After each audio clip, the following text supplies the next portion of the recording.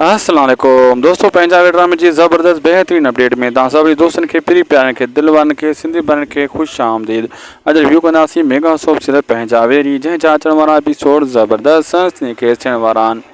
पहिरियों त दासी टीवी में जेका बि नवां या पुराणा दोस्त आहिनि उन्हनि खे अर्ज़ु कंदोसि त हिनखे सब्सक्राइब करे चैनल खे वीडियो खे लाइक करे छॾींदा। दोस्तों जीअं जीअं हाणे कहाणी अॻिते वधे थी तीअं तीअं ड्रामे में ज़बरदस्त सीन अचनि था। चाकर खान वारो जेको शेड्यूल हुयो उहो पोइना कहाणी रहिजी वई, उहो ख़तमु थी वियो। छो दरिया खान जे अचण सां, मोहम्मद लालू जे अचण सां शेड्यूल ऐं कहाणी नओं रंग वरितो आहे ऐं कहाणी जा करेक्टर किरदार बि पंहिंजे हिसाब सां वरी नए रूप में अॻिते हली रहिया आहिनि।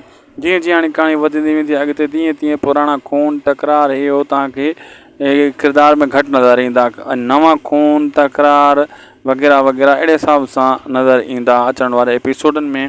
छो त हीउ मेगा सोप सीरियल आहे, हिन जो जेको रिव्यू कयूं था असां सिर्फ़ु ऐं सिर्फ़ु तव्हांजे लाइ, दोस्तनि जे लाइ, सभ खां पहिरियां। अगरि वीडियो अपडेट सुठी लॻी त महिरबानी करे सब्सक्राइब लाइक शेयर ज़रूरु कंदा।